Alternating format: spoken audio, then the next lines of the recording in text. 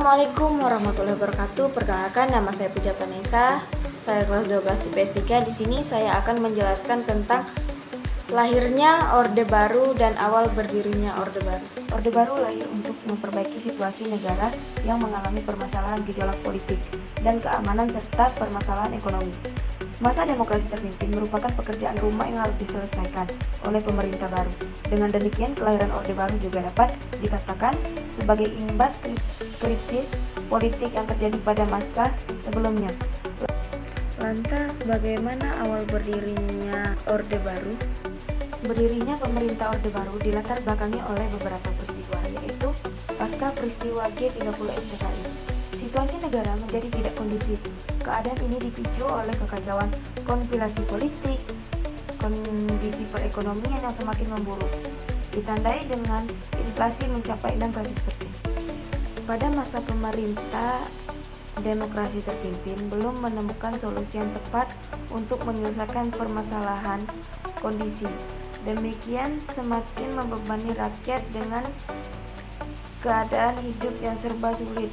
Akibat kekacauan tersebut, kelompok sipil membentuk kesatuan aksi yang menuntut penyelesaian permasalahan yang terjadi. Beberapa kesatuan aksi yang terbentuk pada masa itu, yaitu Kesatuan Aksi Pelajar Indonesia (KAPI), Kesatuan Aksi Pemuda Pelajar Indonesia (KPPI), Kesatuan Aksi Mahasiswa Indonesia (KAMI), Kesatuan Aksi Buruh Indonesia (KABI), dan Kesatuan Aksi Wanita Indonesia (KAWI).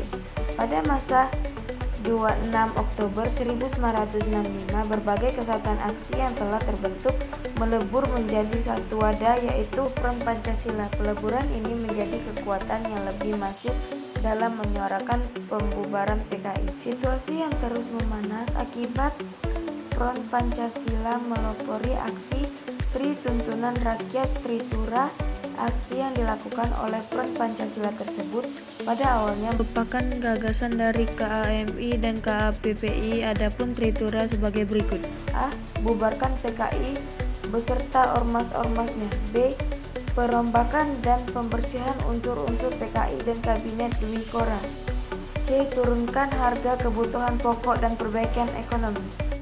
Dilanjutkan dengan Tritura yang disampaikan kepada pemerintah tidak dipenuhi atau direspon oleh Presiden Soekarno. Akibatnya aksi unjuk rasa semakin gencar dilakukan. Pada 2 Oktober 1945, Presiden Soekarno melakukan dialog dengan Letnan Jenderal Lejen Soeharto. Dialog tersebut dilakukan untuk membahas upaya mengatasi situasi nasional yang sedang kacau.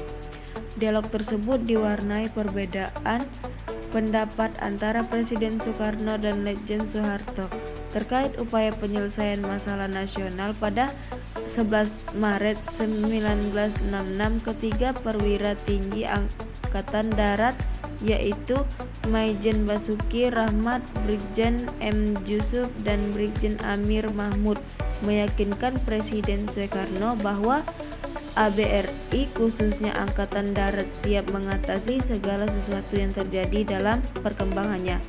Muncul kooperasi mengenai instruksi yang sebenarnya disampaikan Presiden Soekarno dalam Supersemar. Hingga saat ini ada beberapa versi mengenai Supersemar. Pertunjukan menunjukkan Lejen Soeharto sebagai penegak manjat super mendorong dirinya membubarkan dan melarang PKI beserta organisasi massa. Selain itu, Lejen Soeharto menyerukan mahasiswa dan pelajar untuk kembali ke kampus dan sekolah. Upaya-upaya tersebut merupakan langkah pertama Lejen Soeharto untuk menertibkan situasi di kalangan masyarakat. Keadaan tersebut menyebabkan Lejen Soeharto memiliki kewenangan yang lebih luas dalam pemerintahan. Kekuasaan kewenangan